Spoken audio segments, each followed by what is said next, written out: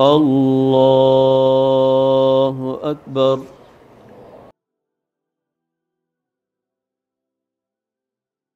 अल्लाहु अकबर। अस्सलामु अलैकुम व रहमतुल्लाह। गज़ा फ़लस्तीन से आए हुए बच्चों की आज पाकिस्तान में पहली ईद है, तो ये ईद यहाँ पर हम मिलजुल कर सेलिब्रेट कर रहे हैं और कोशिश कर रहे हैं कि उन बच्चों के जो गम हैं उनको कुछ भुलाया जा सके, कुछ कम किया जा सके। अल्हम्दुलिल्लाह आज ईद की नमाज़ भी हमने इनके साथ अदा की है और ये तकरीबन 350 बच्चे हैं जो इस वक्त पाकिस्तान में अल-खिदमत की मेज़बानी में तालीम हासिल कर रहे हैं, जिनके साथ इस वक्त ज़ियाफ़त का मरला भी जारी है।